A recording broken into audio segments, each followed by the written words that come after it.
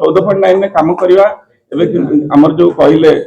दिलीप बाबू कहले विभिन्न प्रकार रेट आम सब रिभाइज होनी शेड्यूल ऑफ रेट रिभाइज होनी बाली आ भितर बाली रेट गोड़ी रेट एगुड़ा सब बहुत बढ़ी गला ताकू भी सेगुड़ा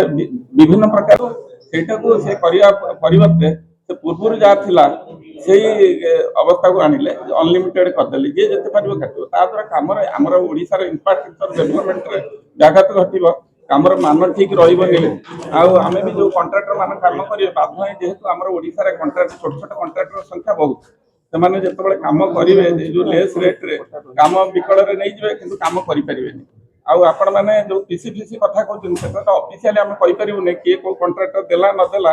सेटा हम नॉलेज रे नाही कि आमे सेटा को पीसीटा को हम कंसीडर करूनु आमे हमर जेन्युइन जो जिंस दरकार हम जो आमे एबे कोन करछु गवर्नमेंट पाखरे हमर जो फाइनल ये हेछि 4.99 में रखिया पई हम ये करछु जनवरी 3 रे वर्क्स डिपार्टमेंट जो नोटिफिकेशन करछि से नोटिफिकेशन को विरोध करी हमर एही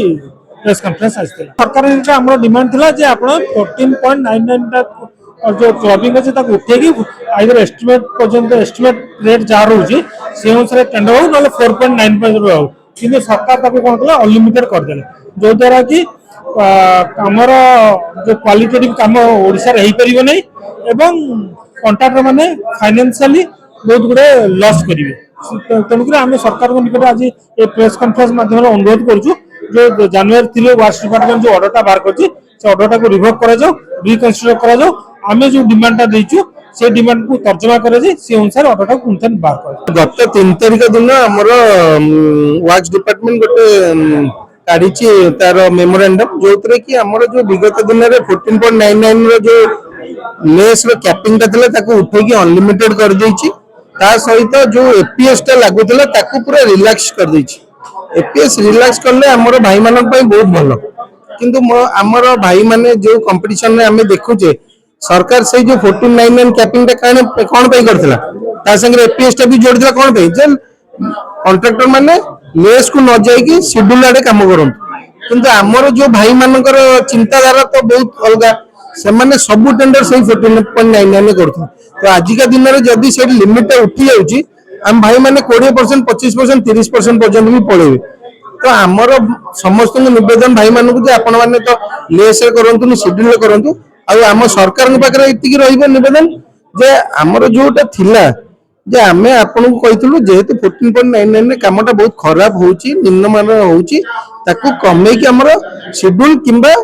बहुत वर्स्ट केस रे 4.99 भीतर सीमित रखिया कारण हमर गोटे प्रॉफिट रहउची 7.5% 7.5% जदी गोटे कॉन्ट्रैक्टर चाहिबो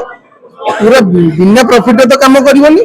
किछि प्रॉफिट नेले भी से मैक्सिमम कमे कमे 5% पर्यंत कमे सरकार कहितु मैक्सिमम टू मैक्सिमम आपण 4.99 पर्यंत सेटा को लिमिट रखन किंतु सरकार सेटा को पूरा ओपन कर दैचंदी तो हमें ऑलरेडी सरकार संगे कथा वार्ता भी स्टार्ट कर सलानो एटा केमिति करेक्शन केम करिवे हमें दाबी पत्र ऑलरेडी देई सलानो हमर प्रेजेंट बॉस जे माने चीफ इन आ ईएस मानन को दिया सलानी आपर हमें सेक्रेटरी मैडम को संगे आज सेक्रेटरी हम चीफ सेक्रेटरी मैडम नुआ अनु मैडम को संगे हमें आज देखा करिवु 4.99 रे लिमिट करंतु और जदी रेस्ट्रिक्शन खोली दउचंदी ताले हमको एपीएस टा को कड़ा कड़ी आउरी स्ट्रिक्ट हबा पे हमें सरकार दाबी कर